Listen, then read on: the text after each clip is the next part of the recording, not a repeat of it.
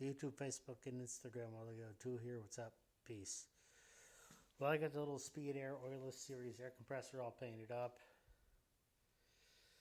I'd say it turned out pretty good.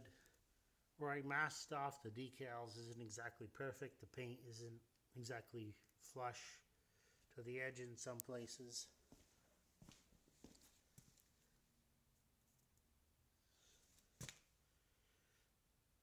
But it looks a hell of a lot better than it did. Got the bottom all painted. Got new drain valve in the bottom because the one that was there before was leaking.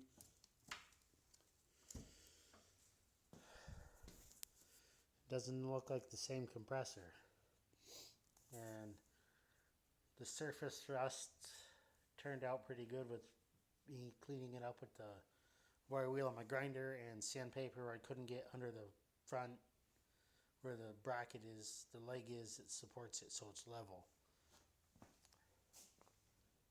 So yeah, I'm pretty happy with that. All I could do is just put the hose, thread the hose onto it, and then put the cover back on that covers the pressure switch and the gauges and the relief valve, the pressure relief valve.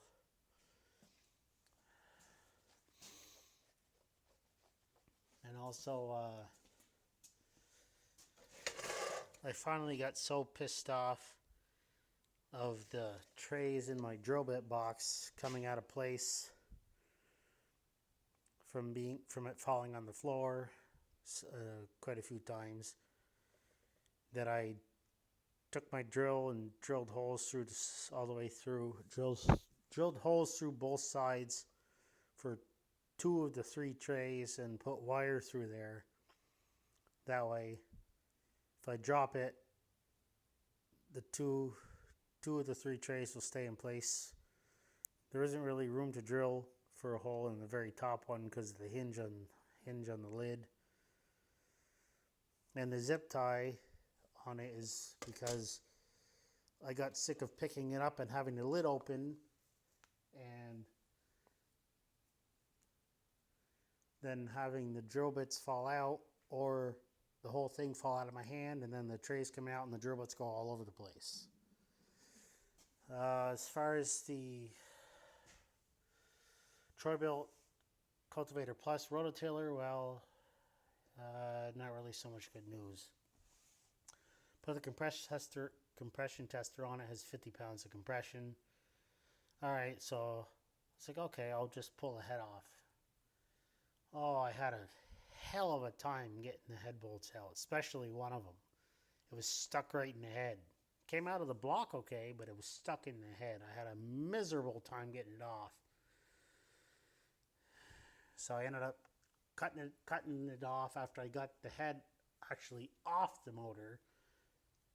And then I would pound it back and forth. It would go better one way than the other, so I pound it, then cut some off, pound it, cut some off, and then eventually the stupid thing came out. And so I looked at the head, or the cylinder, no grooves, no scoring that I could see, but I can move the piston in the cylinder with my fingers. Not a lot, but it's noticeable. Pretty sure that's not good. And there seems to be a lot of end play, the crank, which probably isn't good as well. But I don't know. Maybe I'll throw a head gasket on it and see what happens. I got it making fire now. It seems like it's a little weak, but it didn't have any fire before, so I don't know. And I made a horn bracket for my 1969 Ford Fairlane 500 with a horn that I had given to me where I got some scrap. I had 2 of them. One horn was junk, didn't work. Threw that one in the scrap bin. This one was the one that works. So now I just gotta drill a hole here, but I'm gonna wait until I got the old horn off the car and determine where I need to drill the hole for it to mount on the car. because I used the horn that I had that was an actual forward horn, and it worked, and then it didn't work. It's sporadic, so it's no good because it only works part of the time. So I tried this one, and this one works good.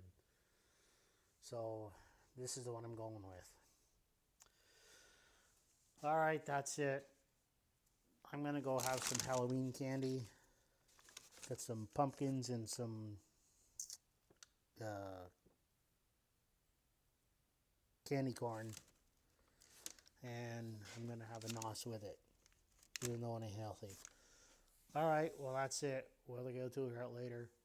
Peace. Have a good one. We'll log out later.